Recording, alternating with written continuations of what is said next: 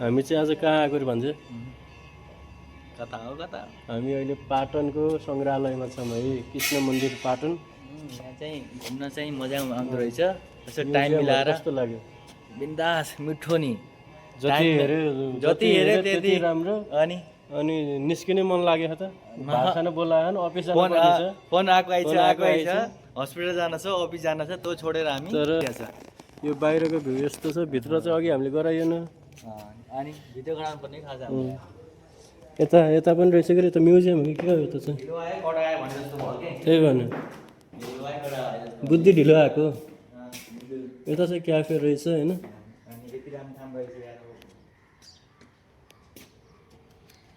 यति राम्रो ठाउँ छ। तिमी त नछिर्नी नजानी भन्दै थियो। भित्र आएपछि बाहिर नजानी भनेको छु फेरि मैले। भोकै हरायो नि। अनि एकदम रमाइलो भयो। यता त म छिरेको नि थिइनँ। हेरी यस्तो रिसोर्टै रहेछ यहाँ चाहिँ। दामी रहेछ। त्यही भने यस्तो ठाउँमा आएर बस्नु र कति आनन्द हुन्छ। टिकट काटेको ओर्थिट भयो नि। पहिला बाहिरबाट नजाम भनेको, अहिले भित्रबाट नजाम भनेको छु मैले। भित्र निस्किनै मन लाग्छ नि। धेरै रमाइलो लाग्ने यार। यस्तो बिन्दास ठाउँ रहेछ। समयको कमीले गर्दा माथिको म्युजियम हो कि के हो? समयको कमी भयो कि हामी। अब हामी निस्किने घर।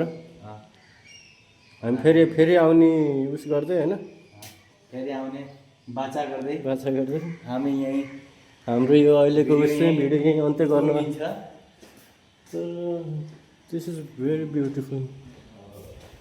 दामी हो नि यार। यो चाहिँ पहिलाको पाटन दरबार है।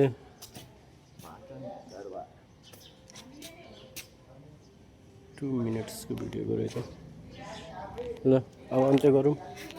ल यो भिडियो धेरै लामो सकेन। अर्कोचोटि फेरि पुनः भेटिने बाचा गर्दै आजलाई चाहिँ हामी छुट्टियौँ है। धन्यवाद।